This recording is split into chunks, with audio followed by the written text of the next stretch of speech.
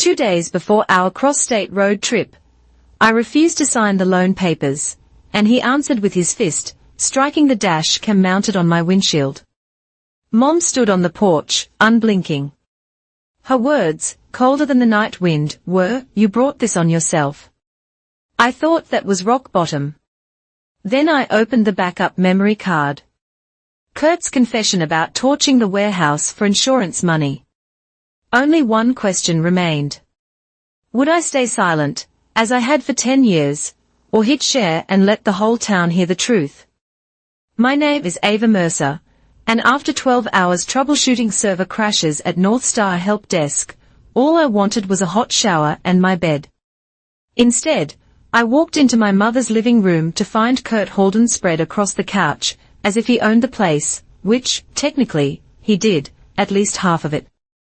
The smell hit me first, stale beer mixed with that particular brand of cologne he bought by the gallon at the discount store.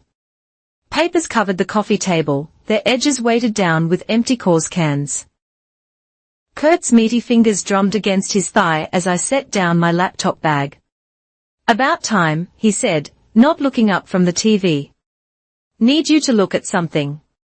I recognized the documents before I even sat down: refinancing paperwork, home equity loan applications, and there, gleaming like a poisonous snake among the mundane forms, a recreational vehicle loan for $85,000.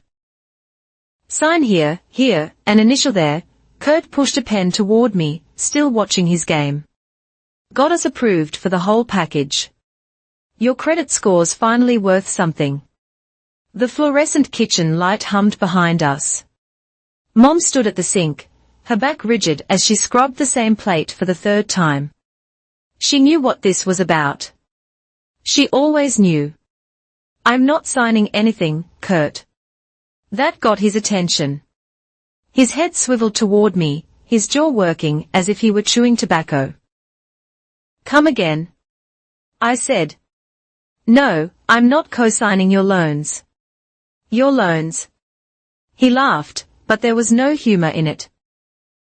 "This is for the family, princess. That RV means we can finally take your mother somewhere nice. The refinance gets us breathing room." Breathing room. That's what he'd called it last time, when he'd needed me to co-sign for his truck. And the time before that for the boat that now sat rusting in the side yard. "Mom," I said, but she'd moved to wiping down counters that were already spotless. Kurt stood, all 6'3" of him, his construction worker frame still solid despite the beer gut. "Listen here, Miss High and Mighty. You live under this roof rent-free. I pay you $800 a month, and it's time you contributed to this family properly." His voice dropped to that register I remembered from childhood, the one that used to make me hide in my closet. "Your mother and I have plans, big plans, and we need your signature to make them happen." I gathered the papers, scanning them properly for the first time. The numbers made my stomach turn. $340,000 refinance on a house worth maybe $200,000. Personal guarantees, my name listed as primary on half the documents. These terms are predatory. The interest rate alone. "Don't give me that, college girl," Kurt snatched the papers back. "You think you're better than us. Think that fancy computer job makes you special." I stood to leave. That's when he grabbed my shoulder, the bad one, the one I'd injured in high school volleyball, that still acted up when the weather changed. His fingers dug in deep. "You're not walking away from this. Let go. Sign the papers, Ava." I twisted free, but he followed me toward the garage door. Mom had stopped pretending to clean. She stood frozen by the sink, dish towel clutched in her hands like a lifeline. "Kurt, maybe we should." She started. "Shut up, Lydia. I'm handling this." The garage was dark and cold. My Honda sat next to his truck, and I noticed the new Dashcam I'd installed last week for the planned road trip with my book club. The red recording light blinked steadily, a small electronic eye capturing everything through the windshield, and more importantly, through the wide-angle lens that covered the garage entrance. "You're going to sign," Kurt said, advancing. "One way or another, I'm leaving." That's when he snapped. Not the slow-burn anger I was used to, but something immediate and vicious. His palm connected with my shoulder, the bad one, in a sharp thrust that sent me spinning into the wall. Pain exploded down my arm, as something shifted wrongly inside the joint. "Shit," Kurt muttered, but not from remorse. He was looking at my car, at the dash cam. "You recording me?" I cradled my arm, biting back the scream building in my throat. Through the garage door, I could see Mom standing in the doorway. Our eyes met. "Mom," I managed. She looked at me, at Kurt, at my shoulder already starting to swell. Then she said the words that cut deeper than any physical pain, "You brought this on yourself." She turned and walked back into the house, closing the door with a soft click that echoed like a gunshot. Kurt's face had gone pale. "Get out," he said. "Get your things and get out. You're done here." I grabbed my laptop bag with my good arm and fumbled for my car keys. The dash cam kept recording as I backed out of the garage, Kurt's silhouette framed in the doorway. He didn't look triumphant. He looked scared, but not as scared as he should have been. The drive to Mason's apartment took 15 minutes that felt like hours. Every pothole sent fresh waves of agony through my shoulder. I parked crooked, not caring, and stumbled up the 2 flights to his door. When Mason answered, hair mussed from sleep, wearing old sweatpants and a Nirvana t-shirt, I nearly collapsed from relief. "Jesus, Ava," he caught me as I swayed. "What happened? Can I come in?" He was already pulling me inside, his hands gentle as he guided me to his couch. The apartment smelled like coffee and laundry detergent, so different from the toxic fog of Mom's house. "Your shoulder's dislocated," he said after a careful examination. Mason had been a paramedic before burning out and switching to freelance graphic design. "Hospital, or just do it?" He gave me a look that said we'd talk about this later, then positioned himself. "On 3, he said. 1, 2. With a sickening pop that made me see stars, the joint slipped back into place, but the relief was immediate, even through the residual ache. "Kurt?" Mason asked, already knowing the answer. I nodded. "You need to file a report." "With what proof?" "It's my word against his and Mom's." My voice cracked. Mom took his side. Mason disappeared into his bedroom, returning with a proper sling and an ice pack. As he helped me get situated, I told him about the loans, the confrontation, and Mom's betrayal. His face darkened with each detail. "I'm going over there," he said when I finished. "No, that's what he wants. An excuse to play victim." I pulled out my phone and showed him the Dashcam app. Besides, I might have something better than a confrontation. The footage was perfect, crystal clear audio of the entire argument and video of the assault. Even Kurt's panic when he realized he was being recorded. Mason watched in grim silence. "That's assault and battery," he said. "Clear as day. Or it's leverage." "Ava, I need to think." I closed the app and pushed the phone away. "Can I stay here tonight?" "You know you don't have to ask." He disappeared again, coming back with blankets and a pillow. "The couch pulls out, but honestly, take my bed. I'll crash out here." "Mason, non-negotiable. You need proper rest for that shoulder." He paused in the doorway. "For what it's worth, I'm proud of you standing up to him like that." After he left, I lay in his bed, staring at the ceiling. The dashcam footage played on repeat in my mind. I'd captured Kurt's violence, yes, but also something else in those final moments, fear. He knew he'd screwed up. The question was, what was he afraid of? The assault charge, or something more? I reached for my phone, pulled up the Dashcam app again. The camera saved footage in segments, and I noticed it had been recording earlier than I'd thought. There was another file from when I'd first arrived home. Just audio, but clear enough. Kurt and Mom talking before I'd walked in. Told you she'd never agree to it, Mom's voice. Then we make her. I've got too much riding on this. Lydia, the warehouse policy comes due next month. And if they investigate, they won't, you said the fire marshal signed off. Yeah, but that was before the feds started sniffing around the construction contracts. I need this refinance to move some things around, make it all look clean. My blood went cold. The warehouse. Kurt ran a storage facility on the outskirts of town, one that had suffered a devastating fire last year. He'd collected a massive insurance payout, used it to expand his construction business. But if the fire hadn't been accidental. I downloaded all the footage to my phone, then backed it up to 3 different cloud services. Whatever game Kurt was playing, he had just made a critical error. He'd given me ammunition. The morning came too soon. Mason was already up, working on his laptop at the kitchen table with 2 mugs of coffee steaming beside him. He'd made eggs and toast, arranging pain medication next to my plate like a pharmacy display. How's the shoulder? Stiff. I rotated it experimentally, wincing, but functional. Good, because we have an appointment at First Haven Bank in an hour. I paused mid-bite. You think I'm letting you handle this alone?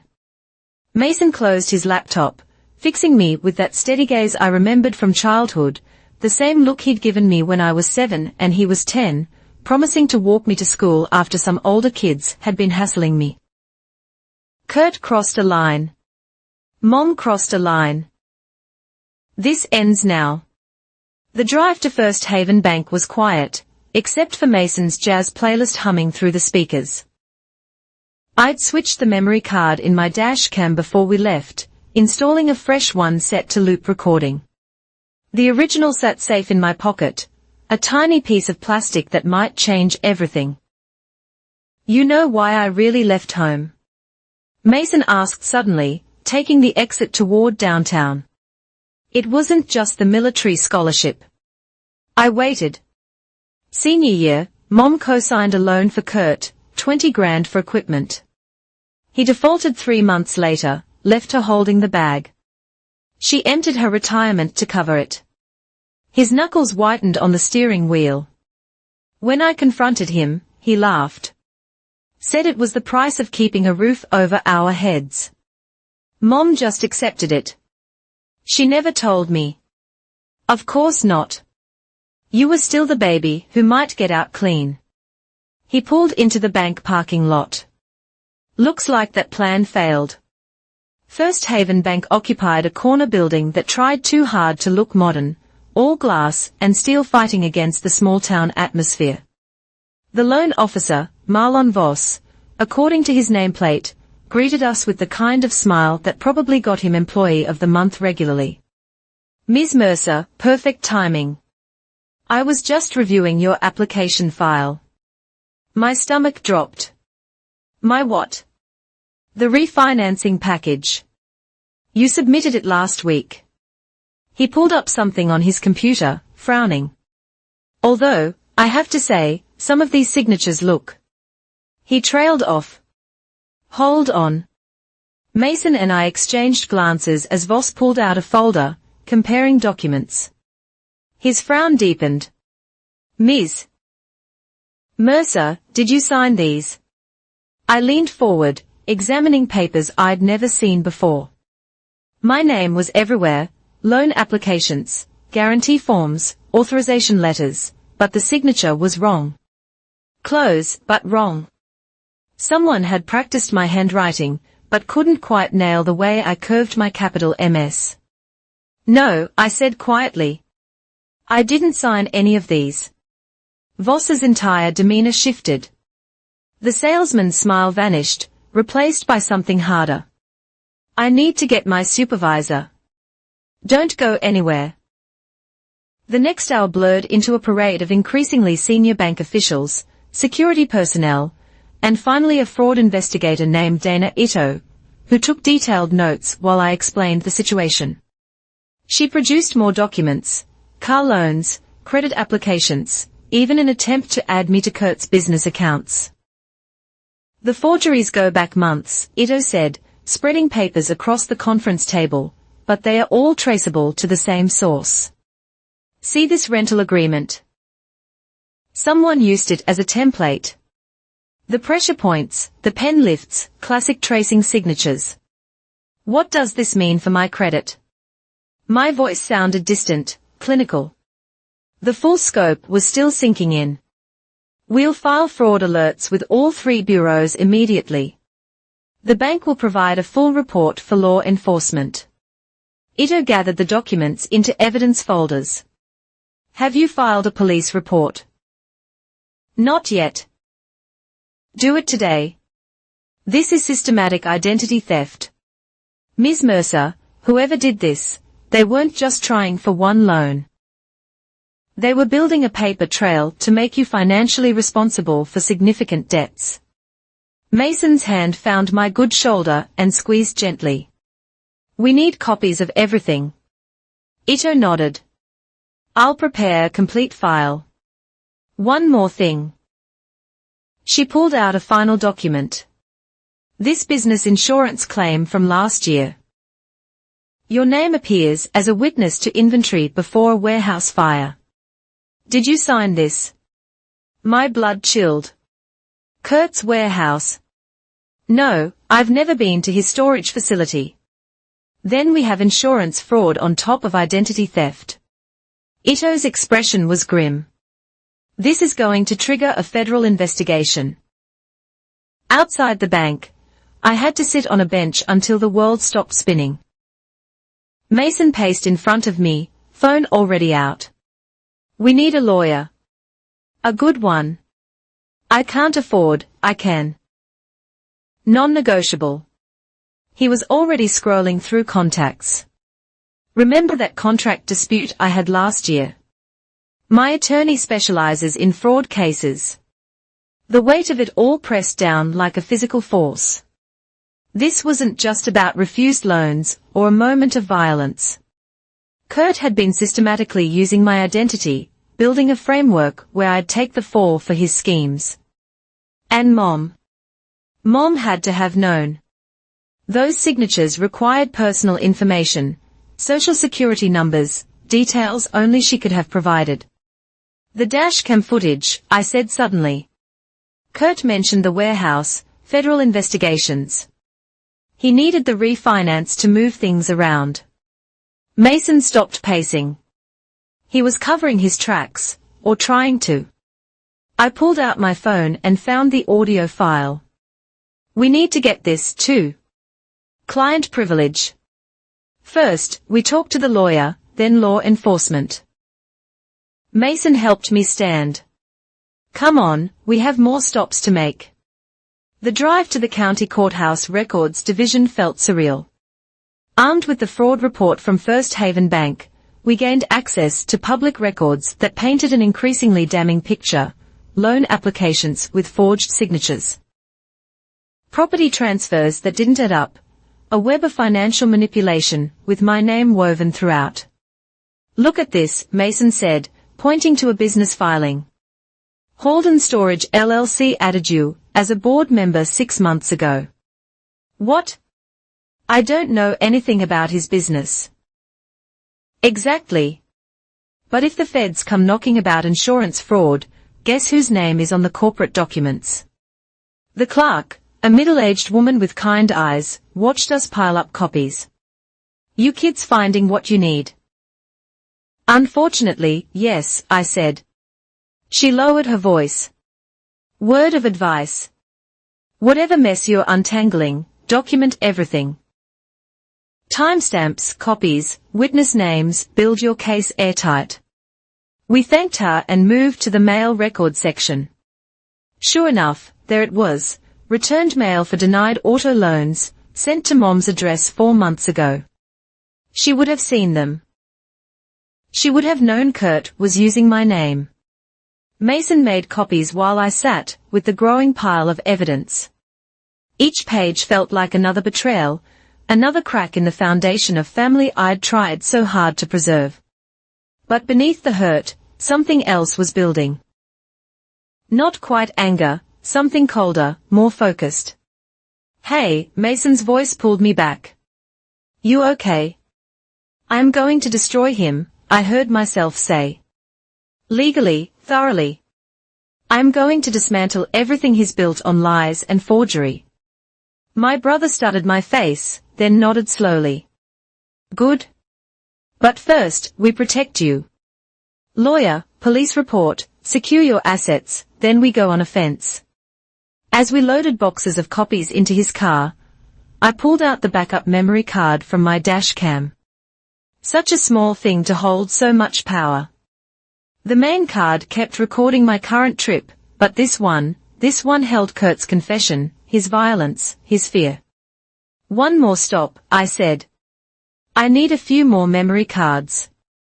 If Kurt knows I have footage, he might try something. I want backups of backups." Mason started the car. "Smart. We'll hit the electronics store, then head to the lawyer's office." As Harbor Ridge rolled past the windows, the diner where Mom used to take us for birthday breakfasts, the park where Mason taught me to ride a bike, the high school where I'd first learned to stand up for myself, I felt something shift.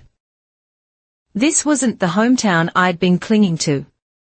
This was just geography.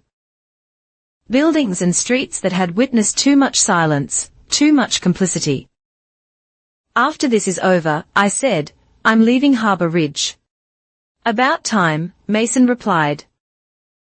"I've got a spare room in Portland." "Just saying."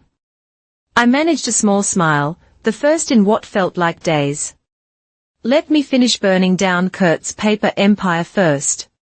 "Fair enough." He turned toward the electronics store. "Then we rebuild somewhere better." The Dashcam kept recording as we drove, its red light a steady reminder. Everything leaves a trace. Every lie, every betrayal, every moment of truth. Kurt had taught me that in his way. Now I was going to teach him what happened when those traces led back to him. The electronic store stop was quick. 3 memory cards, a portable backup drive, and a cloud storage subscription that would keep my evidence safe even if everything physical disappeared. Mason waited in the car, making calls to set up our legal consultation, while I created redundant copies of the Dashcam footage. By the time we reached the law offices of Archer and Associates, I'd uploaded everything to 3 different cloud services, hidden a memory card in my apartment, and mailed another to Mason's P.O. box across town. Paranoid, maybe, but Kurt had already shown how far he'd go. Bryn Archer wasn't what I'd expected. Instead of the stern, gray-suited attorney I'd imagined, she greeted us in jeans and a blazer, her office walls covered with rock-climbing photos and federal court admissions. The Grateful Dead played softly from hidden speakers. "Mason filled me in on the basics," she said, gesturing us to chairs. "Identity theft, assault, potential insurance fraud. Let's see what we are working with." For the next 2 hours, we laid out everything, the forged signatures, the assault footage, the overheard conversation about the warehouse fire. Archer took notes on a legal pad, occasionally asking sharp questions that cut straight to the heart of things. "This is good," she said finally, setting down her pen. "Really good. Your stepfather made several critical mistakes.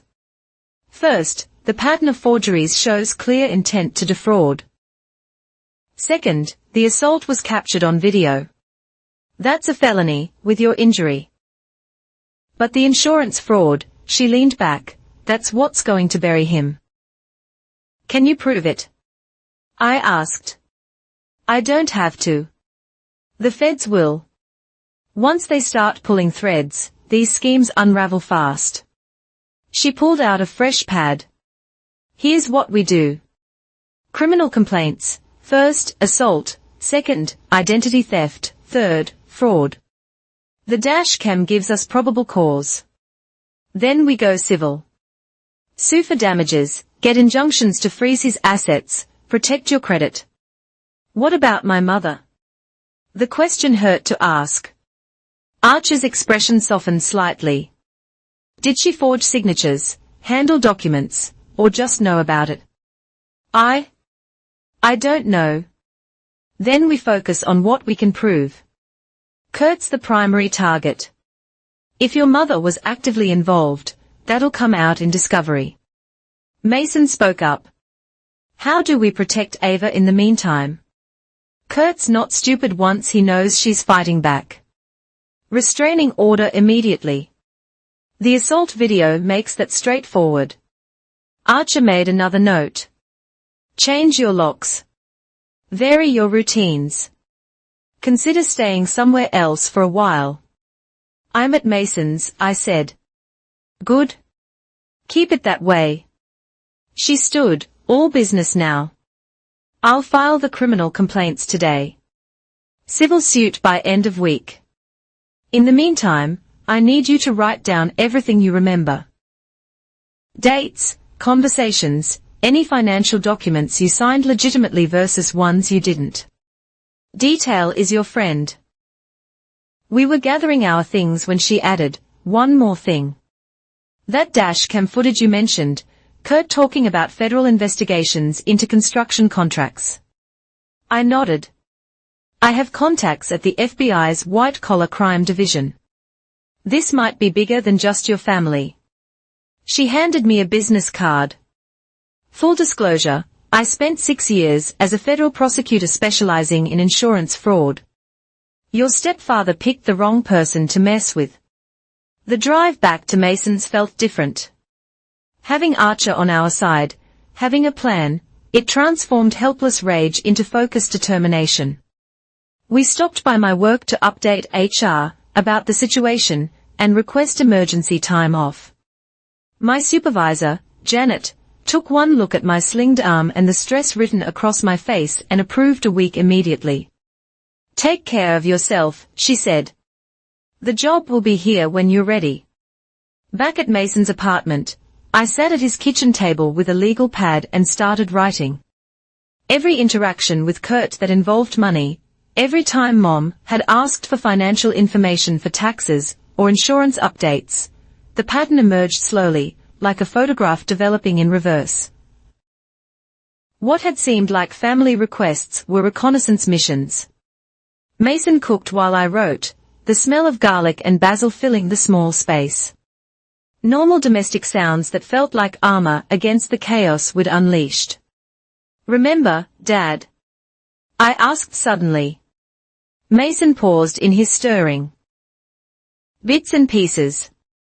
You were pretty young when he died. 4. But I remember, he used to check the locks 3 times every night. Mom said he was paranoid. I set down my pen. Maybe he just knew her better than we did. Don't, Mason's voice was firm. Don't rewrite good memories because of what's happening now. Dad loved us. That was real. The doorbell rang, making us both freeze. Mason peered through the peephole, then relaxed. Delivery. I ordered Thai. Normal life, continuing despite everything. We ate pad Thai and talked about anything except Kurt, Mom, or the legal storm we'd set in motion. Mason showed me his latest design project. I fixed a bug in his website code. For an hour, we were just siblings sharing dinner. Then my phone rang. Mom? I stared at the screen, thumb hovering over decline. You don't have to, Mason started. I answered. Ava Marie Mercer. Her voice was ice. What have you done? Protected myself. By destroying your family. Kurt just got served papers at work. Criminal charges. Ava, criminal. Do you have any idea what you've done to us? What I've done? The laugh escaped before I could stop it. He's been forging my signature for months. He assaulted me. And you knew, didn't you? You knew about the loans. Silence. Then, he's your father. He's not my father. He's a con artist who happens to sleep in Dad's bed. How dare you? Did you give him my social security number? I cut her off. Did you help him forge those documents? I don't have to listen to this. No, you don't. But you'll have to answer these questions under oath. Archer and Associates will be in touch. I hung up before she could respond, hands shaking. Mason took the phone and powered it off. Enough for tonight. You did good. But lying in bed later, staring at the ceiling in Mason's spare room, I wondered if good was the right word. Necessary. Yes. Justified. Absolutely. But good. I was dismantling my family, preparing to send my stepfather to prison and potentially implicate my mother as an accomplice. Then I remembered the fear in Kurt's voice on that recording, if the feds start sniffing around. He'd built his crimes on the assumption I'd never fight back, that family loyalty would keep me silent. Every forged signature was a bet that I'd remain the quiet girl who hid in closets. He'd bet wrong. I reached for the backup drive on the nightstand, held it like a talisman. Tomorrow there would be more lawyer meetings, police reports, maybe even a call from the FBI. The road ahead looked like a battlefield. But for the first time in years, I wasn't walking it alone. Mason was here. Archer was fighting for me. And I had something Kurt never expected, proof. I thought about the road trip I was supposed to take in 2 days, 3 friends, a long weekend exploring the coast, books to discuss over wine and beach sunsets. That life felt impossibly distant now. But maybe that was okay. Maybe some roads had to end before new ones could begin. The backup drive sat heavy in my hand, full of evidence that would reshape everything. Tomorrow, I'd take the next steps in dismantling Kurt's empire of lies. Tonight, I held the proof close and let myself imagine a future where signatures were sacred, family meant safety, and home was anywhere Kurt Holden wasn't. The investigation hadn't even officially started, and already, I felt the ground shifting. Bank fraud, insurance fraud, assault, identity theft. The charges would stack like dominoes, each one toppling into the next. I set the drive back on the nightstand and closed my eyes. In the living room, I could hear Mason working, probably researching legal precedents, or designing security upgrades for my digital life. Family, real family. Sometimes it looked nothing like what you expected. Sometimes it looked like your brother making sure you had encrypted backups, while you prepared to send your stepfather to federal prison. I slept better than I had in years. The Silver County Records Archive occupied the basement of a building that hadn't seen renovations since the Carter administration. Fluorescent lights flickered overhead, as Mason and I descended into what felt like a catacomb of filing cabinets and forgotten paperwork. Charming, Mason muttered, eyeing water stains on the ceiling. The clerk who had helped us the day before had called that morning. Found something else you might want to see, she'd said. Can't leave the building, but you can make copies. Now, she led us through narrow aisles to a section marked Business Licenses Inactive. Kurt Holden's had 3 different LLCs over the years, she explained, pulling folders. 2 dissolved after tax issues, but this one, she handed me a manila folder. Holden Construction Services. Check the partner listings. My name appeared as a 30% owner, dated 2 years ago. 2 years. I'd been at Mom's for Sunday dinner that week, probably washing dishes while Kurt forged documents in the next room. There's more. The clerk pulled another box. Mail forwarding records. Everything sent to this fake partner address bounced back here. We spent 3 hours in that basement excavating a paper trail of deception. Loan rejection letters addressed to me at phantom addresses. Tax documents I'd never seen. Business correspondence about contracts I knew nothing about. Each returned envelope was stamped undeliverable and filed away, a bureaucratic breadcrumb trail of fraud. Jesus, Mason said, photographing pages. He built you an entire shadow financial life. One envelope made my hands shake. Workers' compensation claim denied. The business had tried to file for an employee injury at the warehouse dated 1 week before the fire. He was already in trouble. I said the fire wasn't just insurance fraud, I stated. He was covering up safety violations. The clerk watched us work with knowing eyes. Seen this before. Family business, family betrayal, always uglier than stranger crime. By the time we emerged, blinking in the afternoon sun, we had 4 boxes of copies and a clearer picture of Kurt's systematic plan to make me his financial fall guy. But one detail nagged at me. All the returned mail went to county records, but someone had been checking it.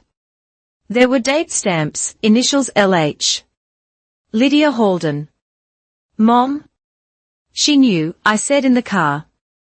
Every rejected loan, every bounced notice, she was tracking what didn't get through. Mason's jaw tightened. Then she's not just complicit. She's an accomplice. We drove to the Harbour Ridge Police Department in silence. The assault report needed to be filed, and now we had context that transformed a moment of violence into part of a larger pattern. The desk sergeant took one look at the banker's box of evidence we carried and called for a detective. Detective Rosa Thorne looked like she'd seen enough family crimes to write a textbook. She took my statement about the assault, watched the dashcam footage twice, then started connecting dots. This isn't just battery, she said. With the fraud evidence, this becomes witness intimidation. He assaulted you to force participation in ongoing crimes. She pulled out additional forms. I'm calling the DA's office. This needs coordinated prosecution. The medical examination was clinical, thorough, photographs of bruises I hadn't noticed, documentation of the shoulder injury. The doctor, an older woman with gentle hands, noted everything in detail that would hold up in court. Press charges, she said quietly as she finished. Whatever he is to your family, men who do this don't stop. Back at the station, Detective Thorne had news. The DA wants to convene a grand jury. Your evidence plus what First Haven Bank provided gives us enough for multiple felony indictments. How long? Mason asked. A grand jury could convene within 2 weeks, but Mr. Halden will know we are building a case. You need to be careful. She was right. By evening, my phone had 17 missed calls from Mom, 3 from Kurt's business line, and a voicemail from a number I didn't recognize. Ms. Mercer, this is Stan Bradshaw from Bradshaw and Associates. I represent Kurt Halden. We need to discuss these baseless accusations you're making. Call me immediately. I played it for Bryn Archer over speakerphone. Bradshaw's a hack, she said. An ambulance chaser who takes anyone with a retainer. Don't return his calls. Don't respond to anything. Let him talk to me. He'll try to intimidate her, Mason said. Let him try. Every threat, every contact is more evidence. Kurt's panicking, making mistakes. I could hear her typing. I'm filing for an emergency protective order tonight. Judge Kowalski owes me a favor. That night, Mason installed new locks, a security system, and cameras covering every angle of his apartment. Overkill, maybe, but the way he moved, efficient, determined, told me he'd been planning this since the moment I'd shown up injured. You were ready for this, I observed. I've been expecting something like this for years. He tested the door sensor, kept hoping I was wrong. I helped him set up the monitoring app. My mind drifted to the evidence boxes stacked in the corner. Each document was another brick in the wall we were building around Kurt. But something was missing. The warehouse, I said suddenly. We have his comments about the fire, the insurance payout, but no direct evidence of arson. You think there's more? I pulled out my laptop and started searching. Halden Storage Facility fire. Insurance claims, investigations. The articles were basic fire department response. Total loss, no injuries, but buried in a business journal piece about insurance payouts. I found it. Security footage from neighboring businesses was requested, but not provided, citing technical failures. Convenient, Mason said, reading over my shoulder. Or deliberate. I kept searching. I found the neighbors, a plumbing supply company and a 24-hour gym, both with external cameras. The Dashcam file. When Kurt mentioned the fire, he was agitated. What if he wasn't just worried about investigation? What if he knew evidence existed? You want to go asking questions. I want to check my Dashcam's backup files. I pulled out the spare memory card. This thing records on motion detection when parked. I had it installed a week ago, but the old files. My fingers flew across the laptop, accessing the cloud backup I'd set up. The Dashcam had been cycling files, but the cloud kept everything. And there, dated 6 days ago, a long recording triggered by motion detection while my car was parked at Mom's house. Kurt's truck pulling up, him walking to my car, trying the doors, peering at the Dashcam, then, clear as day, his voice on a phone call, need to know if the gym kept their old footage. Insurance guy was asking about neighboring cameras. Yeah, from last year's fire. Just find out and let me know. Holy. Mason breathed. He's still covering tracks. I saved the file in 3 places and sent a copy to Archer. This wasn't just about forged signatures anymore. Kurt was actively working to hide evidence of a year-old arson, which meant evidence existed. We need those gym security files, I said. No, the FBI needs them. This just became a federal case. Mason was already texting Archer. Let the professionals take over the dangerous parts. He was right, but the adrenaline in my system wanted immediate action. I forced myself to focus on what I could control, documenting, organizing, building an airtight case. A knock at the door made us both freeze. Mason checked the new camera feed and relaxed slightly. Delivery. But when he opened the door, it wasn't food. A process server handed him an envelope, confirmed his name, and left without a word. What is it? I asked. Mason opened the envelope, scanned the contents, then laughed, sharp and bitter. Kurt's suing me for defamation and interference with family relations, claiming I'm poisoning you against him. He can't be serious. Oh, he's serious. He's trying to separate us. Remove your support system. Mason tossed the papers aside. Joke's on him. This just proves he's desperate. My phone buzzed. Unknown number, but I recognized the area code, Mom's neighborhood. Against my better judgment, I answered. Ava, the voice was familiar, but not family. This is Helen from next door, your mom's friend. Hi, Helen. I'm worried about your mother. She's not handling things well. Drinking, crying. Kurt's been gone since this morning, and she keeps saying you're destroying her life. I closed my eyes. Helen, did you know Kurt was forging my signature on loans? Silence, then quietly, I suspected something. The mail that came. The way she'd hide it. But it wasn't my place. It's everyone's place when crimes are being committed. You're right. I'm sorry. She paused. There's something else. Years ago, before the warehouse fire, I saw Kurt loading boxes late at night, documents, computers. Thought it was strange. Him emptying the place out like that. My pulse quickened. Would you tell that to investigators? If it helps you, yes. Your father would be proud, Ava, standing up like this. After I hung up, Mason and I sat in the growing dark, security system lights blinking like electronic stars.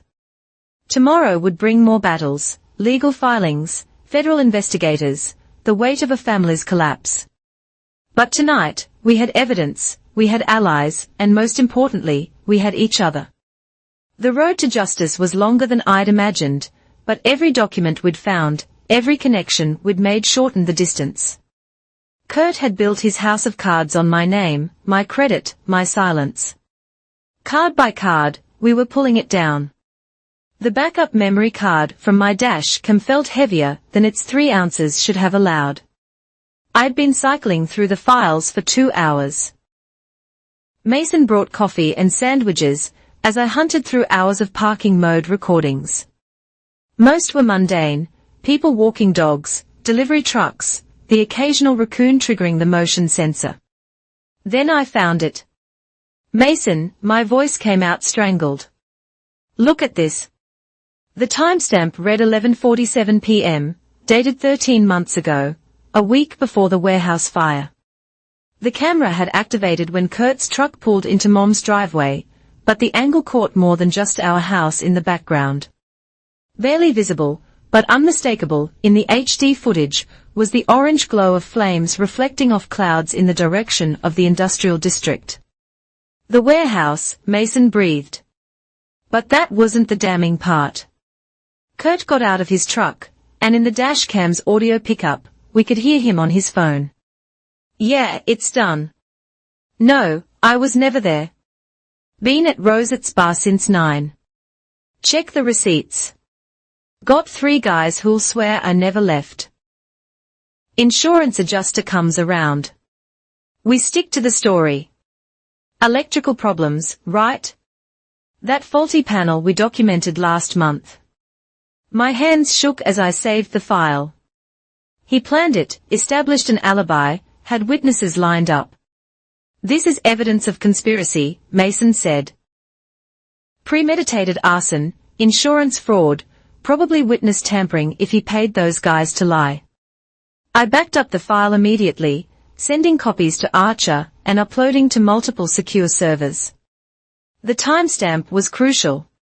The fire department's official report listed the first 911 call at 11:52 p.m. Kurt was on the phone discussing the completed arson 5 minutes before anyone reported the flames. We need to get this to. Mason started. The lights went out. Not just in the apartment, the whole block plunged into darkness. Through the window, I could see the street lamps were dead. Power outage, maybe, but the timing. Get the evidence, Mason whispered, already moving toward it. We worked by phone flashlight, shoving laptops, hard drives, and document boxes into bags. The security system had a battery backup, still recording. Its infrared mode painted everything in ghostly grays on Mason's phone screen. There, he pointed, a figure by the building's side entrance, trying the door.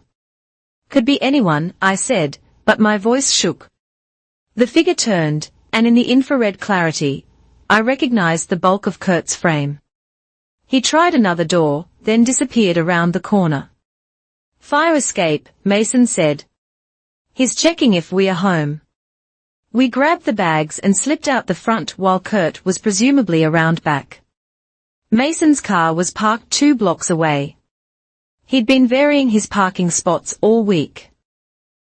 We made it halfway before the power flickered back on. Coincidence? Like hell. Mason threw the bags in the trunk. He probably flipped the building's main breaker. Amateur move. Everything's on cameras now. We drove to the one place Kurt wouldn't expect, Bryn Archer's office. She answered Mason's call on the second ring, didn't sound surprised to be woken at midnight. Bring everything, she said. I'll call the FBI. This ends tonight. The federal building downtown looked like a fortress at night, all concrete and purpose. Agent Patricia Kepler met us in the lobby. Mid-40s. Sharp suit despite the hour. Eyes that missed nothing. Ms. Archer briefed me, she said, leading us to a secure conference room. Show me what triggered this midnight run. We played the Dashcam footage. Kepler watched it 3 times, making notes, then called in 2 more agents. Within an hour, the room filled with federal investigators, a forensic accountant, and someone from the U.S. Attorney's Office. This changes our entire timeline, Kepler said. We've been investigating Kurt Halden's construction contracts for 6 months. The warehouse fire always seemed suspicious, but we had no evidence. This recording proves premeditation, the attorney finished. Combined with the identity theft, the assault, the ongoing attempts to cover up, we are looking at 20 years minimum. Mason squeezed my hand under the table. 20 years. Kurt would be in his 70s when he got out. If he lived that long. We need you safe while we move on this, Kepler continued. Can you stay somewhere he wouldn't know about? My colleague has a cabin, Archer offered. Off the grid, but comfortable. I can have you there by dawn. I thought about running, hiding, letting others fight my battle. Then I remembered Mom standing in that doorway, choosing Kurt over her own daughter. No, I said. I'm done hiding. But I have one condition. Kepler raised an eyebrow. Helen Marone, my mom's neighbor. She saw Kurt emptying the warehouse before the fire. She's willing to testify, but she's elderly, vulnerable. Can you protect her? Consider it done. Kepler made a note. Anything else? The gym next to the warehouse. Kurt was worried about their security footage. Someone should check if they still have archives from last year. Already on it, one of the younger agents looked up from his laptop. FitLife 24/7 stores footage for 18 months. We'll have a warrant within hours. The night blurred into a haze of statements, evidence cataloging, and strategic planning. By dawn, the federal case was rolling like an avalanche. Archer had filed emergency motions to freeze Kurt's assets. The grand jury would be expedited. Arrest warrants were being drafted. There's one more thing, I told Kepler as we prepared to leave. My mother, Lydia, she knew about the forgeries, might have facilitated them, but I don't think she knew about the arson. Kepler started me. You're asking us to go easy on her. I'm asking you to be fair. She made terrible choices, but she's also been under Kurt's control for 15 years. That does things to a person. We'll evaluate her involvement carefully, Kepler promised. But Ms. Mercer, if she participated in these crimes, there will be consequences. I nodded, throat tight. It was more than Kurt would have done for any of us. Mason drove us away from the federal building, as the sun painted Harbor Ridge in deceptively peaceful pastels. The evidence was in the right hands now. The machinery of justice was grinding forward, but I couldn't shake the image from the security footage. Kurt testing doors in the darkness, hunting for us. He'll know by now, Mason said, reading my thoughts, that we are not at the apartment. Good. Let him wonder where we are, what we are doing. I pulled out my phone, checking the Dashcam app. Still recording, still storing files to the cloud. Technology had been Kurt's downfall. He'd never understood how modern devices create permanent records. A text from Archer. Judge signed emergency restraining order. Kurt comes within 500 feet, he's arrested. Also, FBI raided the warehouse site at 6 a.m. found accelerant residue exactly where the Dashcam showed him standing.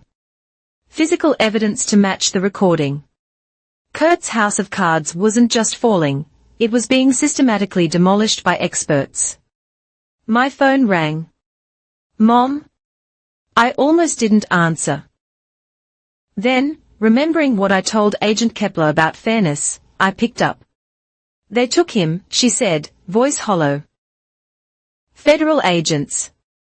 They took Kurt right from the driveway. I know. How could you?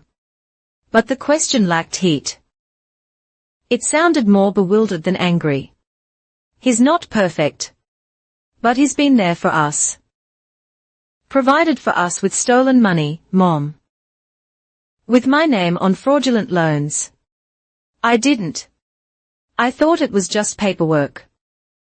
Creative financing. Everyone does it. Everyone doesn't commit arson for insurance money. Silence, then so quiet. I almost missed it. The fire.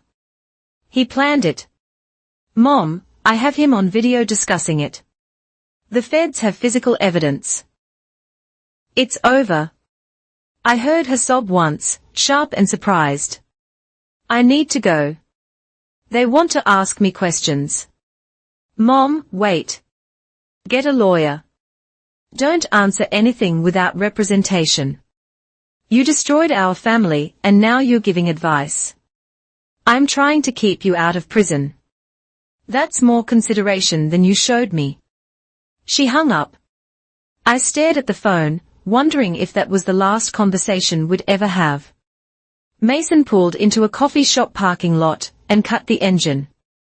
You okay? I don't know. I leaned back, exhausted beyond measure. Is it wrong that part of me still wants to protect her? It's human. She's your mom. Even if she failed at it, he handed me a tissue I didn't realize I needed. But protecting someone doesn't mean enabling them. You did the right thing. My phone buzzed. Archer again. Kurt's attorney is melting down. Wants to negotiate. I told him to pound sand. Oh, and the insurance company is initiating clawback proceedings. They want their $400,000 back plus penalties. $400,000. That's what Kurt had valued his crime at. A burned warehouse full of supposedly valuable inventory that probably never existed. Now it would cost him everything. We sat in the parking lot, watching Harbor Ridge wake up. Commuters heading to work. School buses making rounds. Normal life proceeding while my family imploded. Somewhere in town, federal agents were executing warrants, seizing documents, freezing accounts. The local news would have a field day. What now? Mason asked. Now we wait for the legal system to work. I managed a tired smile. And I finally take that road trip. My book club friends have been patient. But we've got hotel reservations for tomorrow. You're serious? After all this, especially after all this, I'm not letting Kurt steal anything else from me, including my plans. I pulled up the hotel confirmation on my phone. Besides, I'll have my Dashcam running the whole way, just in case. Mason laughed, the first genuine laugh I'd heard from him all week. Of course you will. That thing saved your life. Not my life, I thought. My future. There was a difference. And Kurt was about to learn exactly what that meant from inside a federal prison cell. The sun climbed higher, burning off the morning mist. Somewhere across town, my mother was answering questions about her complicity. Kurt was in custody. The warehouse's secrets were finally exposed, and I was free. The slashed tires on Mason's car greeted us like a violent signature. 4 clean cuts, professional, almost. The car listing sadly in the coffee shop parking lot where we'd stopped to regroup. I didn't need to guess who was responsible. He's out already. Mason crouched beside the damage, running his fingers along the cuts. I checked my phone. 7 missed calls from unknown numbers. 2 voicemails from Bradshaw, Kurt's lawyer, and a text from Archer. Kurt posted bail at 3 a.m. Federal hold wasn't processed in time. Stay vigilant. Son of A. Mason muttered, already calling for a tow truck. The doorbell camera at Mason's apartment had captured more than just Kurt testing doors the night before. At 5:47 a.m., while we were at the federal building, a familiar figure had returned. Not Kurt this time, one of his construction crew. Jake Morrison. He'd left something on the doorstep. Don't touch it, Archer warned over speakerphone as we waited for the police. Could be anything. Let the bomb squad check it first. The package turned out to be an envelope. Inside, a formal letter from Bradshaw and Associates demanding $2 million in defamation damages, and something else, photocopies of my childhood photos with Dad defaced with red marker. Family traitor scrolled across each one. Intimidation tactics, Detective Thorne said, bagging the evidence. Stupid ones. This violates his bail conditions. But Kurt wasn't at his house when they went to arrest him. He wasn't at his office or any of his usual haunts. Like smoke, he disappeared into Harbor Ridge's margins, leaving only damage in his wake. We need that cabin, I told Archer. Now? Already arranged. But first, she guided us to her office's secure back entrance where a different car waited. Rental under the firm's name, untraceable to you. The midnight break-in at Mason's apartment turned out to be a gift in disguise. The building's security footage showed Kurt clearly testing doors, checking windows. His bail was revoked in absentia. Federal marshals joined the search, but we couldn't wait for them to find him. Your mother called my office, Archer said as we transferred our evidence bags to the rental. She wants to meet. Absolutely not, Mason said. I agree, but she claims to have additional evidence about the warehouse fire. Archer studied my face. It's your call. I thought about Mom's voice on the phone, the surprise when I'd mentioned arson. Either she was an exceptional actress, or she really hadn't known the extent of Kurt's crimes. Set it up, I decided.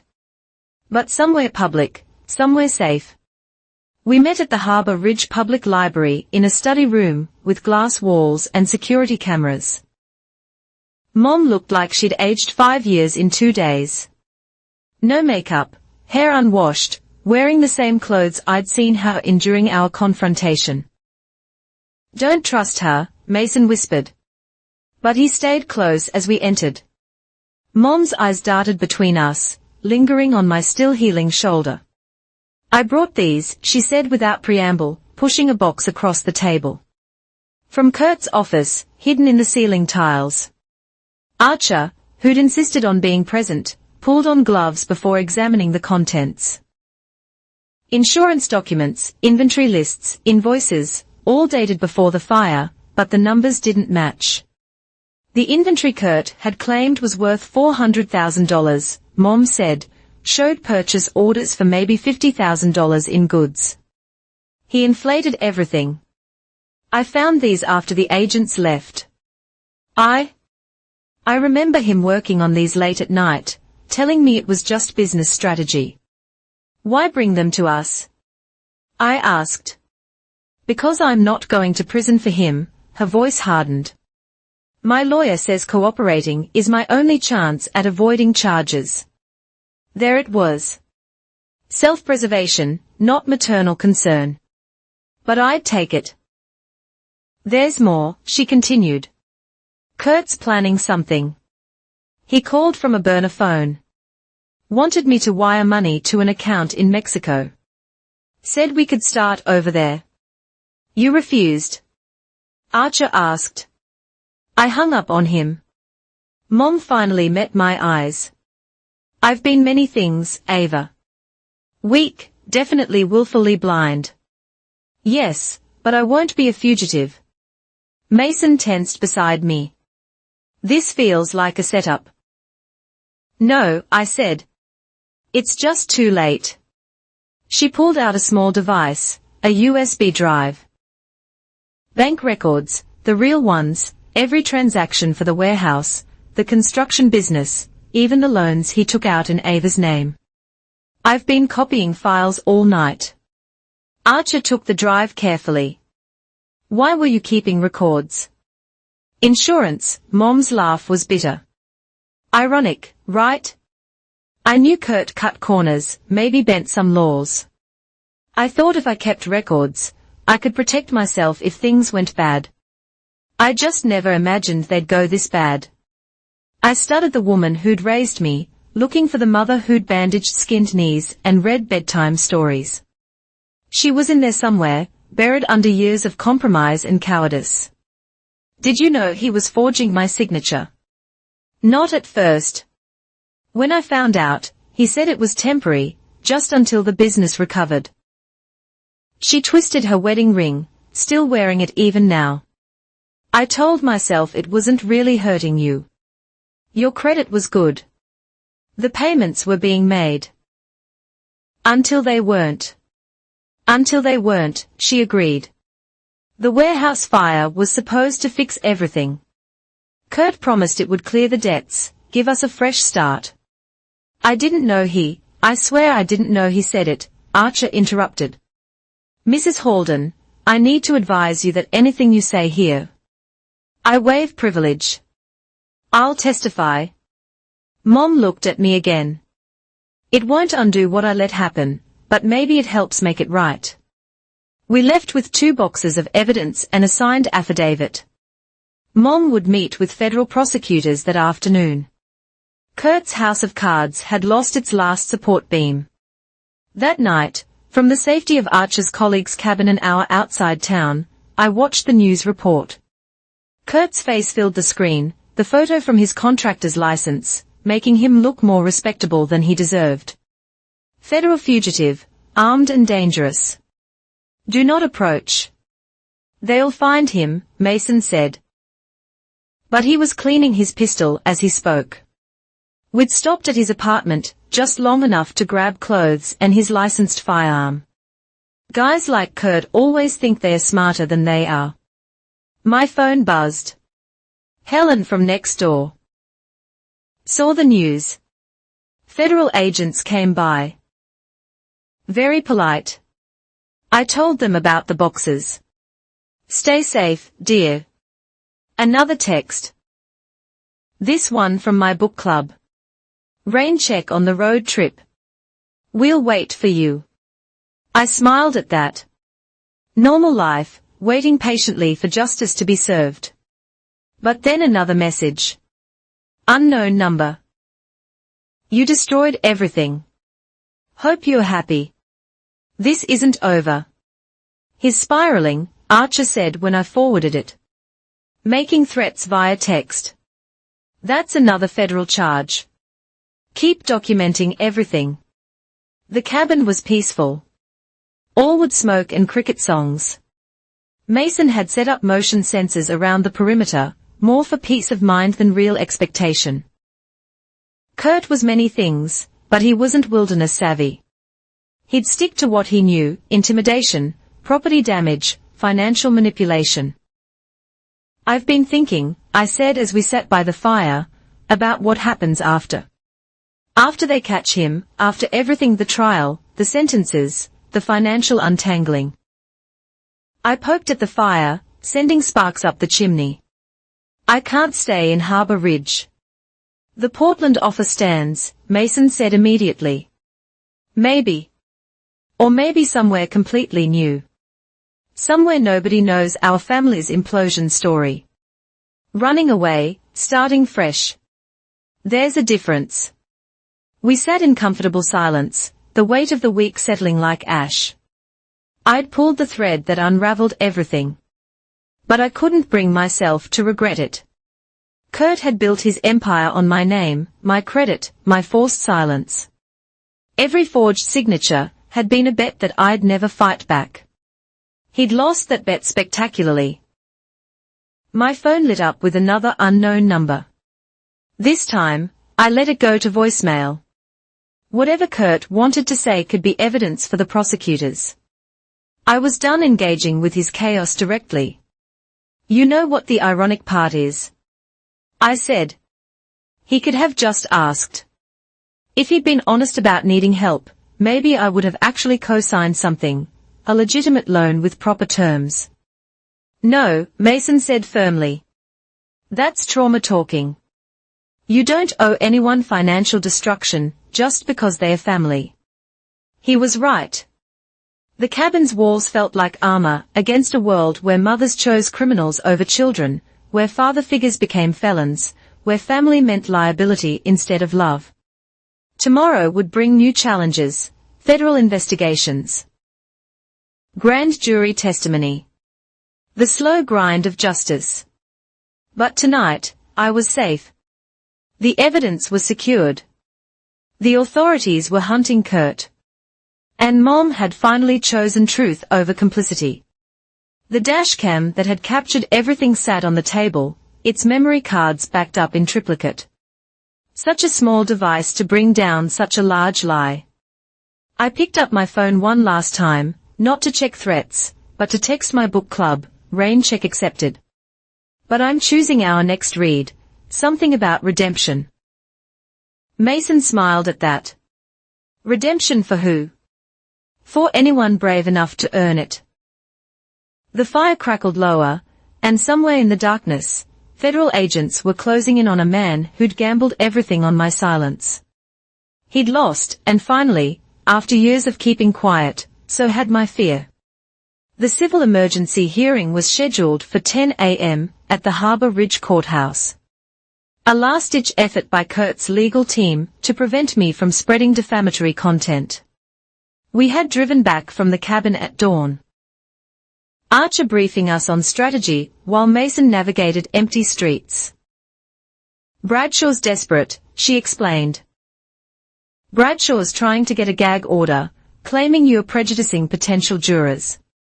It's nonsense, but we need to show up. The courthouse steps were crowded with reporters. Kurt's arrest had made regional news, local contractor charged with arson, fraud, and assault. The kind of story that sold papers and generated clicks.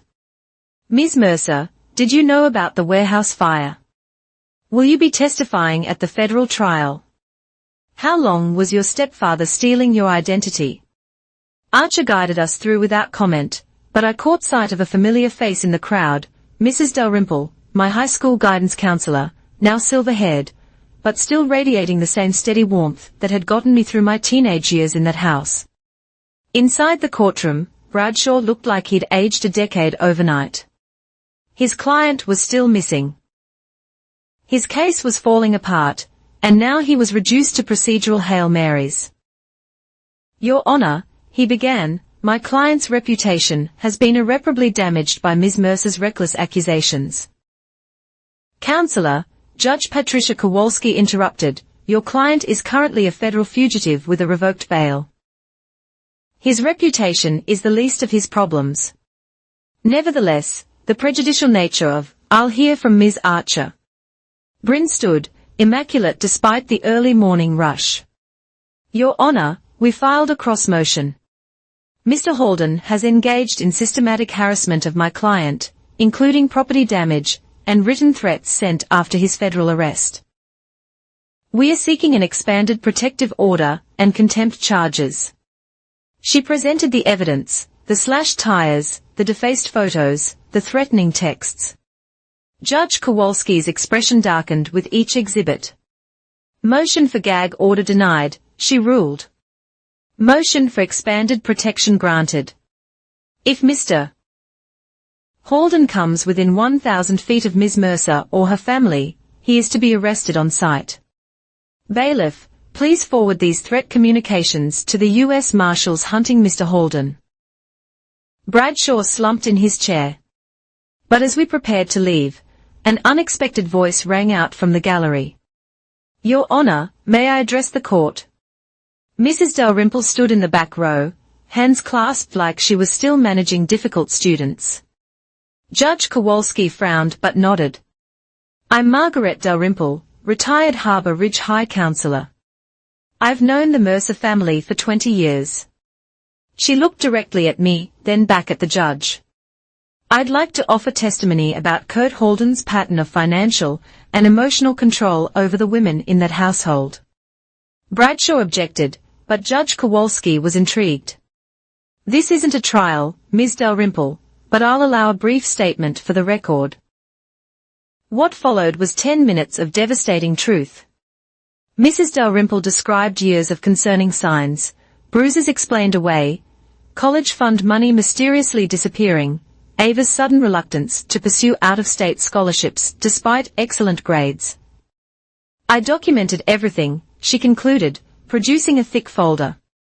Every incident, every excuse, every time that young woman came to school trying to hide what was happening at home. I couldn't act on suspicions then, but I won't stay silent now. The courtroom was tomb quiet when she finished. Even Bradshaw seemed shaken. Judge Kowalski accepted the folder into evidence, her jaw tight. Mr. Bradshaw, I suggest you advise your client, if you can find him, to surrender immediately. This matter is well beyond civil remedies. She stood. Court is adjourned. Outside, Mrs. Dalrymple waited by the door. Up close, I could see tears in her eyes. I should have done more, she said simply. All those years, I knew something was wrong. You couldn't have, I said, meaning it. I wasn't ready to hear it then. She pressed a business card into my hand. I volunteer at the women's shelter now. When you're ready, when this is over, come talk to me about sharing your story. Other women need to know it's possible to break free. The ride back to Mason's was quiet. The protective order was just paper, but it felt like armor. Kurt was still out there, but the law was finally on my side. That afternoon brought unexpected news. Agent Kepler called with an update that changed everything. We executed a search warrant at the gym next to the warehouse, she said. Their security system did archive old footage, but someone had tried to delete specific dates. Our tech team recovered them. And crystal clear video of Kurt Holden entering the warehouse at 11:15 p.m. on the night of the fire. He's carrying gas cans. Even better, Kepler continued, he looks directly at the camera, probably thinking the footage would be destroyed in the fire, but the gym was far enough away. Exactly. Their camera survived, and Kurt never knew they had his face on file. She paused. There's something else. Your mother's financial records led us to 3 more arsons over the past decade. Different properties, different insurance companies, but the same pattern. Kurt's been doing this for years. A serial arsonist. My stepfather hadn't just burned one building, he'd made a career of it. The nausea hit hard and fast. We are adding multiple counts, Kepler continued. Life sentence territory now, which brings me to why I'm really calling. We need you to wear a wire. He's in hiding. He'll reach out. Men like him always do.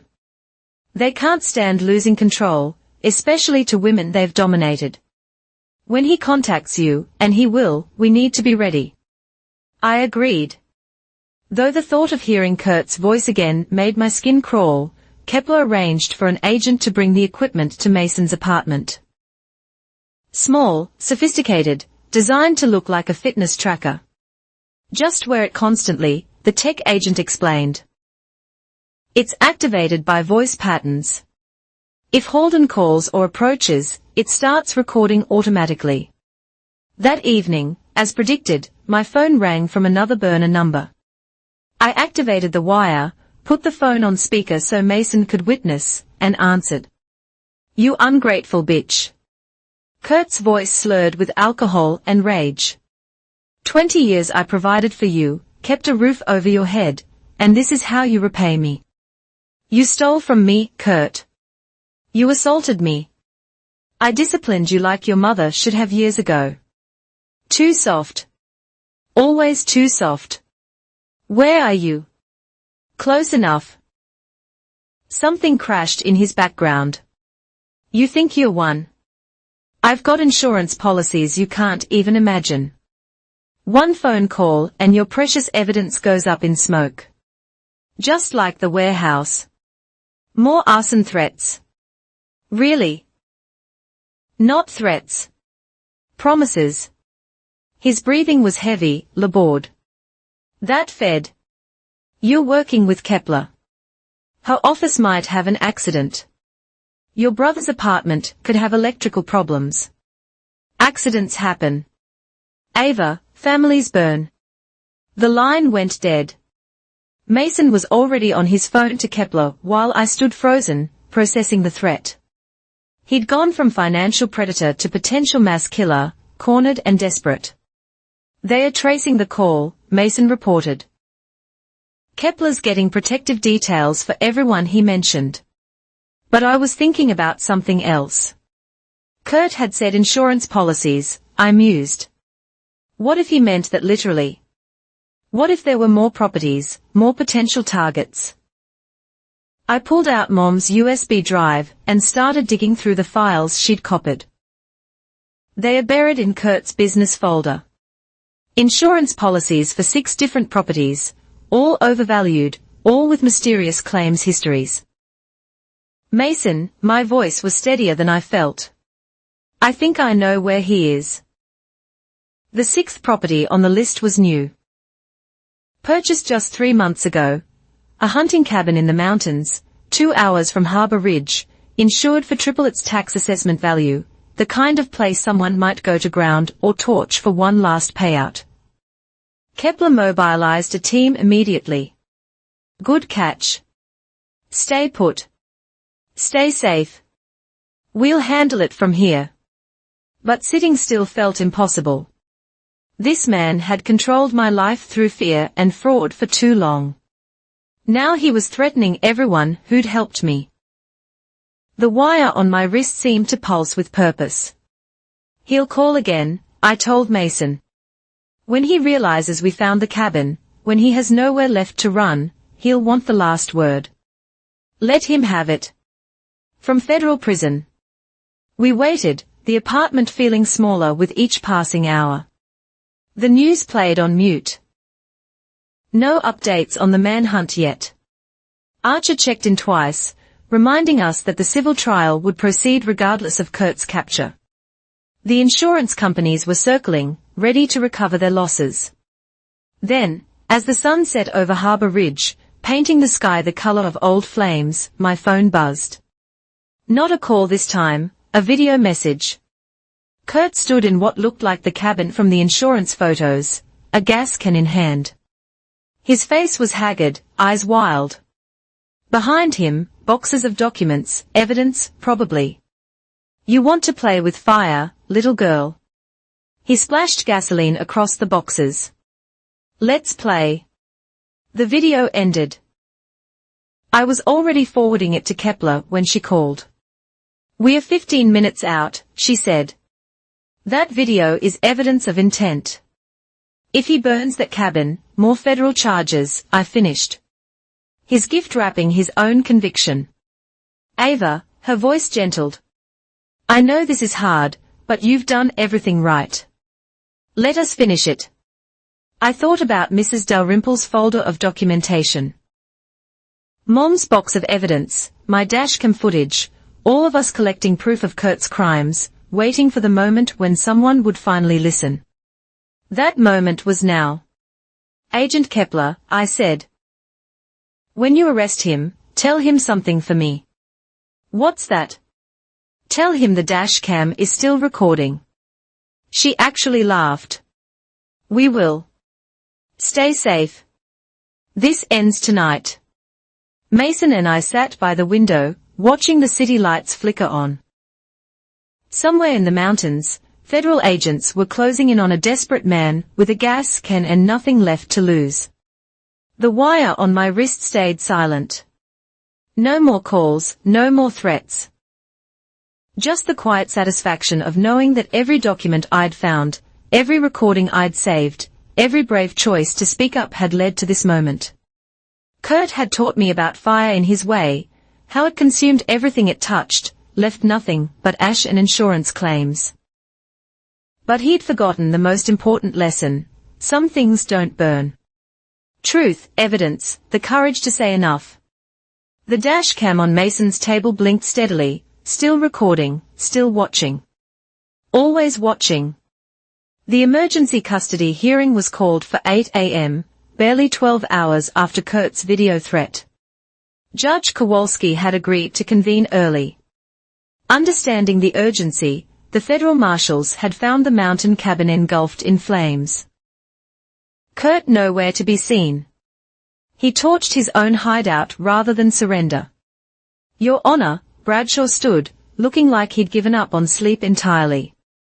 My client is exercising his Fifth Amendment rights and won't be testifying today, because Kurt sat at the defense table in orange coveralls and shackles, captured at a truck stop 40 miles from the burning cabin.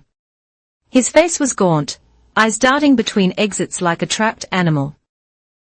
They'd caught him trying to board a bus to Mexico, with a fake ID, and $30,000 cash. Noted, Judge Kowalski said dryly. Ms. Archer, Bryn rose, radiating controlled fury. Your Honor, we are here because Mr. Holden continues to threaten my client, even from custody.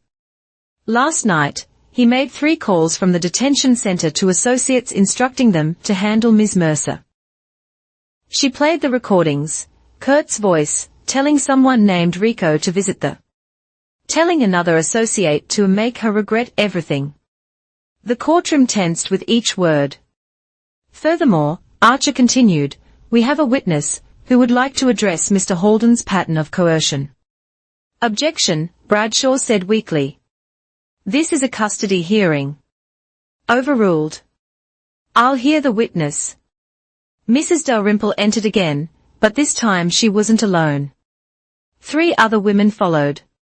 I recognized one as a cashier from the grocery store, another as a nurse from the clinic. Women I'd seen around Harbor Ridge for years. Your Honor, Mrs. Dalrymple began. These women have all experienced Mr. Holden's tactics, loans they didn't sign for, threats when they refused his schemes. It's a pattern spanning 15 years. The cashier, Carmen, spoke first. He dated my sister in 2010, got her to co-sign for a boat, then dumped her when the payments came due. She lost her house. The nurse, Patricia, was next. He hired me for his construction crew's medical checks. When I refused to falsify injury reports for insurance claims, he threatened to report me to the nursing board with fake complaints. The third woman, elderly and trembling, just held up a foreclosure notice. My grandson worked for him. When the boy quit, Kurt put loans in his name. We lost everything fighting it. Kurt's face had gone from pale to red to something beyond color. He lunged forward, chains rattling. Lying. All of you. This is a setup, Mr. Holden. They are all lying. But his voice cracked. The mask finally slipping completely. That one owes me money. That one's kid was stealing from job sites, and he pointed at me, she's turned them all against me. My own family. Your family, I stood without planning to, words pouring out. You stole my name, my credit, my future. You burned buildings and blamed electrical problems. You hit me for refusing to sign fraudulent loans. What family does that? You needed discipline. Structure. Everything I did was for yourself. My voice was steady now. Clear. Every signature you forged, every fire you set, every woman you threatened, it was all for yourself. And we are done being silent about it. The courtroom erupted. Bradshaw trying to calm Kurt, who was screaming about conspiracies and ungrateful women. The marshals moving in as he tried to lunge past the defense table. Judge Kowalski pounding her gavel, threatening contempt.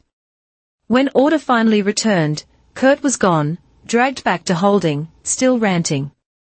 Bradshaw sat alone, shuffling papers with shaking hands. Motion to revoke bail is granted, Judge Kowalski said unnecessarily. Mr. Halden will remain in federal custody pending trial. Ms. Archer, please ensure these witnesses have protective orders. This court is deeply disturbed by the pattern of predation revealed today. Outside, the women gathered on the courthouse steps. Carmen hugged me, whispering, "Thank you for being the first to speak up." Patricia exchanged numbers with Mrs. Dalrymple, talking about starting a support group. The elderly woman just patted my hand and walked away, foreclosure notice still clutched tight. "That was incredible," Mason said, but I barely heard him. I was thinking about patterns, how Kurt had operated for years, targeting women he thought wouldn't fight back, single mothers, elderly grandmothers, young women trained to respect father figures. He'd built an empire on our silence. Agent Kepler met us at Archer's office with updates. The cabin fire had destroyed some evidence, but not all. Kurt's truck, abandoned at the scene, contained boxes of documents he'd tried to save. More insurance policies, more fraud, more victims. "We're looking at RICO charges now," she explained. Racketeering. This wasn't just fraud, it was an ongoing criminal enterprise. With the women who testified today, plus your mother's cooperation, plus the physical evidence, life sentence. Archer asked. Multiple life sentences, and that's before the state charges for assault, arson, and attempted witness intimidation. I should have felt victorious. Instead, I felt hollow. Kurt would spend his remaining years in federal prison, but how many women had suffered before I finally spoke up? How many foreclosures, bankruptcies, burned buildings? Hey, Mason touched my shoulder. You can't carry guilt for his crimes. You stopped him. That's what matters. That evening, we returned to Mason's apartment to find Mom sitting on the front steps. She looked smaller somehow, diminished without Kurt's shadow looming over her. The federal prosecutor says I won't be charged, she said without preamble. Cooperating witness status, they called it. Good, I said, meaning it. I need to tell you something, she stood, wringing her hands. About your college fund. My stomach dropped. What about it? Kurt didn't steal it. I gave it to him. Invested it in his first business. The words tumbled out like a confession. He promised to triple it. Said you'd have enough for any school you wanted. When it failed, I couldn't tell you. Let you think the money just wasn't there.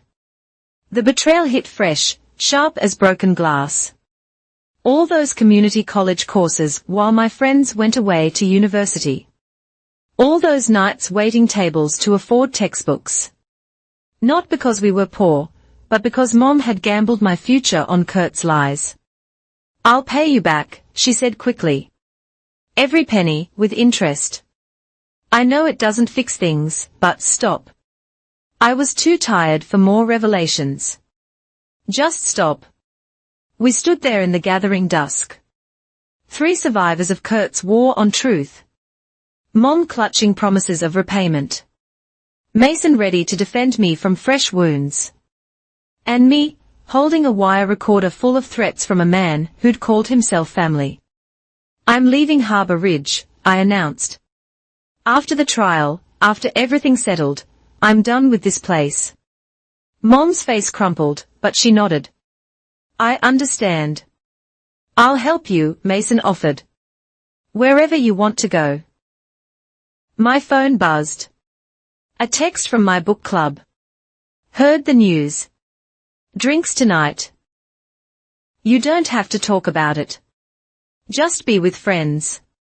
Friends, people who knew me without the weight of Kurt's crimes. Mom's betrayals. Years of silence. The road trip we'd planned seemed like a lifetime ago. But they were still there, still waiting. I have to go, I told Mom. Take care of yourself, Ava. The lawyer will handle any communication about restitution. I turned away, then back. And Mom, get therapy. Real therapy. Figure out why you chose him over me. So, Janet raised her glass. About that road trip. I vote we upgrade to a beach house rental. Ava's buying since she's about to win a massive civil suit. We laughed, real, cleansing laughter that had nothing to do with trials or testimony. For one evening, I wasn't Kurt's victim or a star witness. I was just Ava, discussing whether we should read thriller or romance next, debating coastal routes, being normal. The wire recorder sat in my purse, silent now. No more threats to document, no more evidence to gather. Kurt was in custody, his network of enablers scattered, his empire of ashes exposed. The legal machinery would grind on for months, maybe years, but my part was mostly done. Tomorrow, I'd meet with Archer about the civil suits. 8 insurance companies wanted to join our action against Kurt, seeking recovery of over $2 million in fraudulent claims. Mom's promise of repayment would become part of a larger restitution order. The women who testified would file their own claims. But tonight, I sat with friends who'd waited patiently while I fought my way free. The wine was good, the conversation easy, and for the first time since finding those loan documents, I felt like myself again. Not the girl who hid from her stepfather's rage. Not the woman who stayed silent while her identity was stolen piece by piece. Just Ava Mercer, 32, systems engineer, book club member, survivor. My phone lit up with one last message. Agent Kepler. Thought you should know. Kurt tried to call you from detention again tonight. His lawyer says he wanted to apologize. I told them you weren't interested in hearing it. I deleted the message and turned off my phone. Kurt had said enough over the years, lies, threats, manipulations dressed as family concern. His apology, if genuine, came 15 years and 5 burned buildings too late. The book club was debating destinations when I rejoined the conversation. Beach versus mountains, luxury versus rustic, wine country versus wilderness. So many choices, so many roads that led away from Harbour Ridge, and everything it represented. Anywhere, I said when they asked my preference, as long as it's far from here. They raised their glasses in understanding. Sometimes the best journey was the one that took you furthest from where you started. And I was ready, finally, completely ready to travel that distance. The road trip would happen. The trials would proceed. Justice would be served in measured doses by people in black robes citing statute numbers.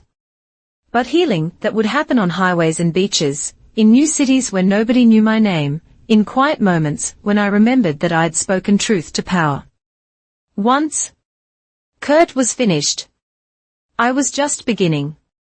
The Federal Way station on I-81 stretched across 6 lanes of interstate commerce. A concrete and steel checkpoint where the law intersected with logistics. Agent Kepler had called at 5 a.m. With the tip, Kurt's associates were moving the remaining inventory from his warehouse properties, trying to liquidate assets before federal seizure. We've got Rico Salazar driving a semi with a trailer, she'd explained. Manifest shows construction equipment, but our informant says it's evidence Kurt wanted destroyed.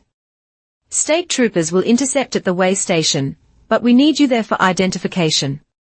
Mason drove while I reviewed photos on Kepler's tablet.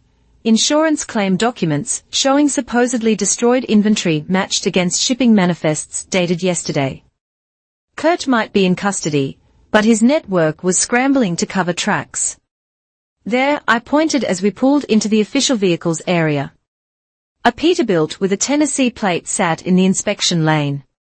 Rico visible in the driver's seat. He was sweating despite the morning chill, hands drumming on the steering wheel. State Trooper Williams approached our car.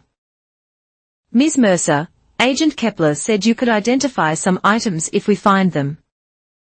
I've studied the insurance claims. I confirmed. I know what he reported as destroyed. The inspection team was already at work. Rico had produced paperwork showing a load of reclaimed construction materials bound for a recycler in Ohio. But when they opened the trailer doors, even from 50 yards away, I could see the problem. "Those are new," Mason said. "Look at the manufacturing stickers." Williams spoke into his radio, and within minutes, the scene transformed. Federal agents materialized from unmarked vehicles. Rico was removed from the cab, read his rights while protesting innocence. A forensic team began cataloging the trailer's contents. "Ms. Mercer," an agent called, "we need you." Inside the trailer, Kurt's fraud lay bare. Industrial generators, with serial numbers matching units supposedly destroyed in the warehouse fire. Copper wire spools that insurance had paid out $50,000 to replace. Tool sets, welding equipment, even office furniture, all listed as total losses, all pristine. "He never lost anything," I said, documenting with my phone. "The fire was just for show. He moved everything out first, collected the insurance, then kept the goods." Agent Kepler arrived as they were sealing the scene. Outstanding catch. This physical evidence proves premeditation. Kurt didn't just commit arson, he orchestrated an elaborate fraud involving multiple conspirators. "Will Rico testify?" Mason asked. "His lawyer's already reaching out. Seems Mr. Salazar doesn't want to face federal charges for a boss who's going down anyway." She smiled grimly. "Kurt's kingdom is falling apart. His foreman called this morning wanting to make a deal. Says he has records of every fraudulent insurance job for the past decade." We followed the convoy back to the federal building where the seized inventory would be processed. Each item photographed, catalogued, matched against insurance payouts. The final tally would likely push Kurt's fraud over $3 million, triggering enhanced sentences and mandatory minimums that would keep him imprisoned until he was ancient. But the morning surprises weren't done. "There's someone here to see you," the desk sergeant informed me. "Says she was your neighbor growing up." In the lobby waited Maria Espinosa, who'd lived 3 houses down from Mom's place. She clutched a manila envelope like a life preserver, her face drawn with the weight of long-held secrets. "I heard you were helping with the investigation," she began. "I have something I should have given the police years ago." Inside the envelope, photographs. Kurt at various properties over the years, always at night, always carrying the same red gas cans. Maria had been an amateur photographer, shooting the moon and stars, accidentally capturing a serial arsonist at work. "I developed these in my home darkroom," she explained. "When I realized what they showed, I was terrified." Kurt had connections. Friends in the department. "I thought no one would believe me." "You kept them all these years?" I asked. "Hidden in my attic after my husband died. I almost threw them out, but then I saw the news. Saw you standing up to him." She squeezed my hand. "You gave me courage." The photos were damning, Kurt entering buildings that later burned. Kurt loading trucks with inventory before fires. Kurt meeting with men who'd later provide alibis, a photographic record of crimes spanning 15 years. Kepler's team descended on the evidence like sharks sensing blood. Each photo was scanned, enhanced, cross-referenced with fire department records. Maria gave a detailed statement explaining when and where each shot was taken.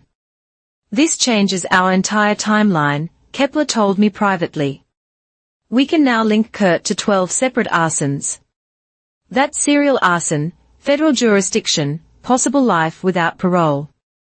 The machinery of justice was grinding forward with increasing momentum. That afternoon brought the civil component. Archer had arranged a meeting with the insurance company's legal teams. 8 firms crowded into her conference room, all seeking the same thing, their money back. "My client has been instrumental in exposing this fraud," Archer began. Without Ms. Mercer's courage, Kurt Halden would still be burning buildings and collecting checks. We expect that cooperation to be reflected in any settlement. The lead insurance attorney, a sharp-faced woman named Corbin, nodded. We are prepared to offer Ms. Mercer a finder's fee of 15% of recovered funds, plus full restoration of her credit and elimination of any debts incurred through identity theft. 20%, Archer countered, plus damages for emotional distress and lost opportunities due to credit destruction. They negotiated while I sat quietly, calculating. Even 15% of $3 million would be enough to start over anywhere, buy a house without Kurt's shadow, return to school for the degrees I'd abandoned, build the life he'd tried to steal. Additionally, Corbin continued, we are filing civil RICO suits against all conspirators. Ms. Mercer's testimony will be crucial. We are prepared to cover all her expenses during trial, including relocation if needed for safety. Safety, such a simple word for such a complex need.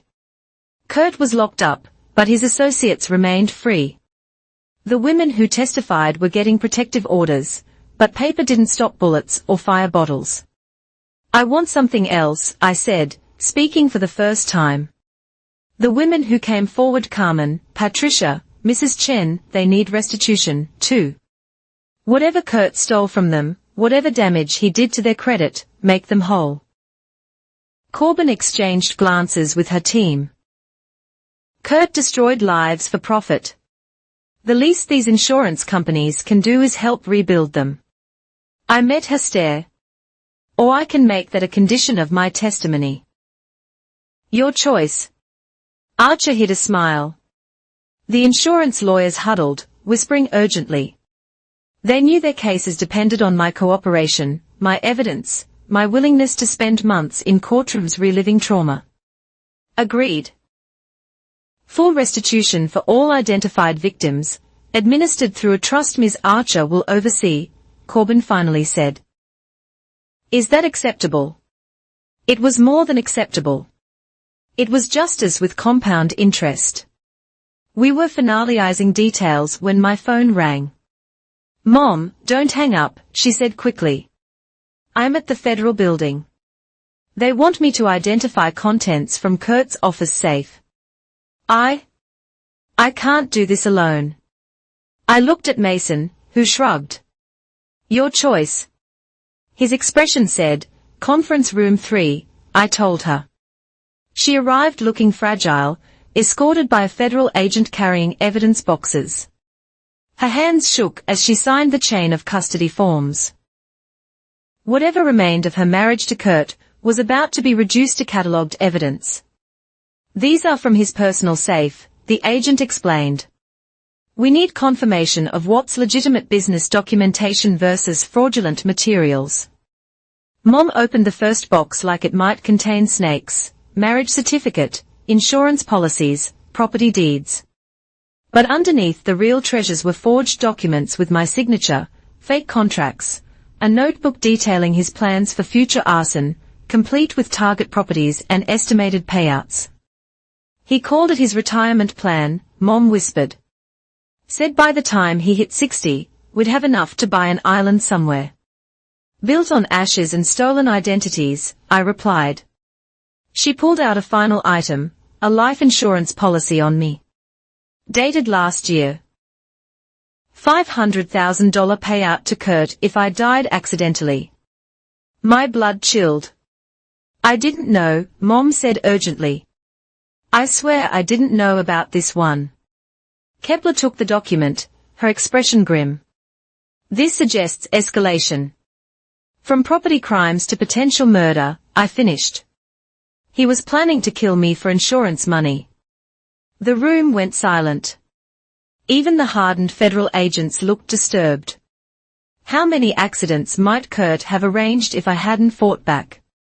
How close had I come to being another fire statistic? This changes the charges again, Kepler said. Conspiracy to commit murder for hire. We'll need to investigate every accident, every coincidence around your family. I thought about Dad's death when I was 4. Heart attack. They'd said natural causes. But now, I pulled my father's death certificate. Pull my father's death certificate, I told Kepler.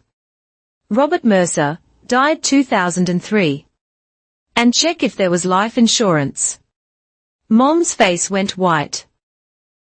You can't think, Kurt. I don't know what to think anymore. The weight of possibility crushed down. But we check everything now, Kepler stated. Every death, every accident, every penny that ended up in Kurt's pocket. The meeting dissolved into chaos. New investigations launched. Old cases reopened. Mom collapsed into a chair, facing the possibility that she'd married Dad's killer. Mason drove me home in silence. There were no words for the magnitude of betrayal still unfolding. Kurt hadn't just stolen money, he'd possibly stolen lives. Planning my death like a business transaction. You saved yourself, Mason finally said, by speaking up, by fighting back. You saved your own life. The dashcam that started it all sat on my dresser at his apartment. Such a simple device, purchased for a road trip I still hadn't taken. Now it was evidence in a federal case that grew larger by the hour. My phone buzzed. Archer. The insurance companies agreed to all terms. A trust fund established for victims. Your portion, clear after taxes, is $400,000. Kurt's victims will each receive full restitution plus damages. Freedom money. Enough to start over. To build something clean and new, far from Harbor Ridge's ashes. The book club was still planning that beach trip. Maybe I'd join them and never come back. But first, there were trials to endure. Kurt to face, truth to tell in sterile courtrooms while he sat shackled, watching his empire of lies collapse into evidence tags and exhibit numbers. Tomorrow, the grand jury would convene. 19 citizens would hear how one man burned his way to wealth, leaving scorched earth and stolen identities in his wake. They'd see the photos, hear the testimony, count the millions in fraud, and they'd indict him for all of it. I opened my laptop, started searching for apartments in cities I'd never seen, Portland, where Mason lived, Austin, where no one knew my name. Boston, close enough to visit, but far enough to breathe. Each listing was a promise, life after Kurt, safety after terror, a future after a past that tried to consume me. The road trip could wait. First, I had to finish tearing down everything Kurt built on suffering, brick by brick, lie by lie, until nothing remained but truth and consequences, and maybe, finally, peace. The federal courthouse in Harbor Ridge had never seen a crowd like this. Every seat filled, overflow rooms with video feeds, media trucks circling the block like vultures. Kurt Halden's trial had become the biggest story in the state, contractor turned serial arsonist, identity thief, and attempted murderer. I sat in the witness section between Mason and Agent Kepler, watching Kurt enter in shackles. 6 months of investigation had aged him 20 years. The swagger was gone, replaced by the hollow stare of a man facing life without parole. United States versus Kurt Halden, the clerk announced. 37 counts, including arson, wire fraud, identity theft, conspiracy to commit murder for hire, and racketeering. 37 counts, each one representing a life damaged, a building burned, a future stolen. The prosecutors had built an airtight case with my dashcam footage as the cornerstone. That simple device had unraveled 15 years of crimes. The insurance companies had already won their civil suits. Kurt's assets liquidated, his construction business dissolved, his conspirators testifying against him for reduced sentences. Rico Salazar was serving 3 years. The foreman got 18 months. Even Kurt's lawyer had withdrawn, replaced by a public defender who looked overwhelmed. The prosecution calls Ava Mercer. I walked to the witness stand on steady legs. 6 months of therapy had prepared me for this moment. 6 months of rebuilding credit, restoring identity, reclaiming life. The bruises were long healed, but the memory of that night in the garage remained sharp, useful now as testimony. For 3 hours, I laid out the truth, the forged signatures, the assault when I refused to comply, the discovery of his serial arson through dashcam footage, the threats, the stalking, the life insurance policy that would have made him rich if I died. Did you fear for your life? The prosecutor asked. Yes, when I found that policy, I understood I was never meant to survive his plans. Kurt's face contorted, but he stayed silent. His attorney's cross-examination was perfunctory. What defense could there be against video evidence, DNA, financial records, and multiple witnesses? Mom testified next, voice barely above a whisper. She'd aged 2 years, sold the house, moved to a small apartment where Kurt's shadow couldn't reach. Her testimony about finding evidence in his safe drew gasps from the gallery, the notebook planning future arson, the forged documents, the photos of buildings before they burned. I was willfully blind, she admitted. I chose not to see what he was because facing it meant admitting I'd endangered my daughter. The parade of witnesses continued for days. Carmen, Patricia, Mrs. Chen, each woman telling her story of Kurt's predation.